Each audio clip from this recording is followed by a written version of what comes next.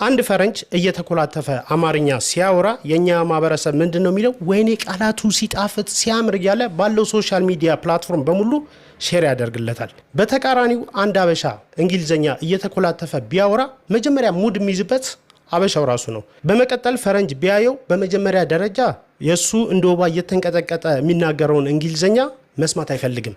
ቢሰማም ግን አይገርመውም፣ አይደንቁም። በቃ ለማለት የፈልገውን ብቻ ነው የሚያየው። በየትኛውም ፕላትፎርም ሼር ያደርግለትም። እንቀጥል። ከሀገር ውጭ ባሉ አንዳንድ ሬስቶራንቶችና ሀገር ውስጥ ባሉ አንዳንድ ሆቴሎች አበሻና ፈረንጅ እኩል መስተንግዶ አያገኙ።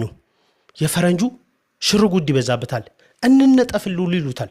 አንተ ይህ ነገር አናዶ ማናጀሩን አስጠርተ ለምን እንዲሆናል ብለህ ስጠይቅ ማናጀሩ ምን ብሎ ነው መልስልህ? እኛ ኢትዮጵያውያን እንግዳ ተቀባይ መሆናችንን ለማሳየት ነው ይላል።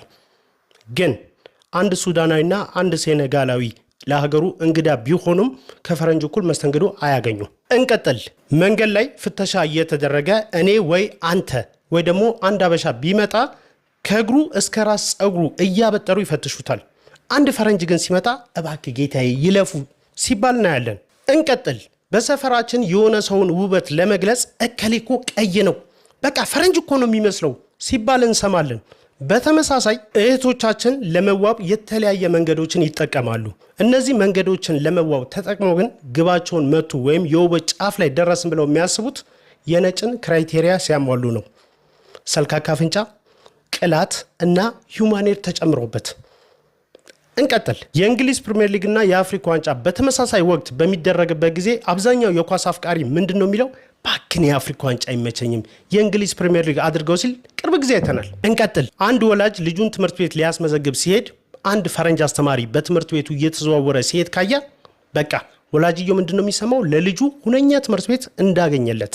አንዳንድ ትምህርት ቤታቸውም የአንዳንድ ወላጆች ሳይኮ ስለገባቸው ፈረንጅ ተከራይተው ሁሉ አምጥተው በትምህርት ቤታቸው እንዲዘዋወሩ ያደርጋሉ።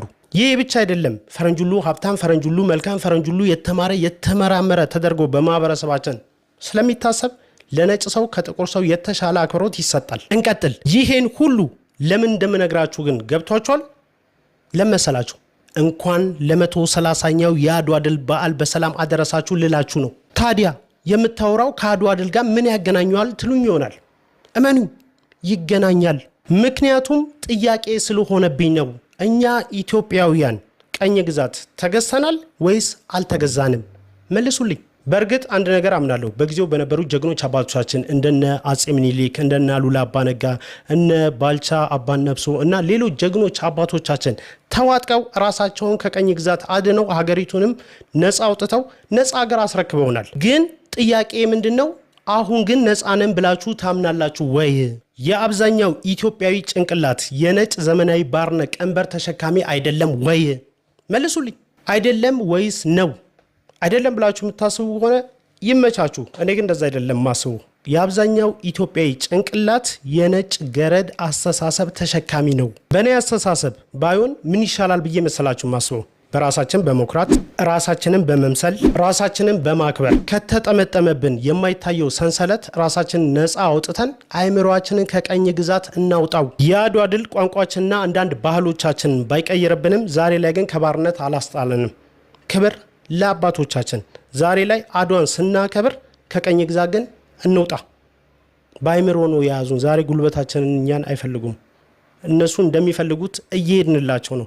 በቀኝ ግዛት ስር ነን። አትሸወዱ። እንኳን አደረሰ አትባባል። መጀመሪያ ራስን ከቀኝ ግዛት አውጣ የሚል አስተሳሰብ አለኝ። የእናንተ አስተሳሰብ ግን ምንድን ነው?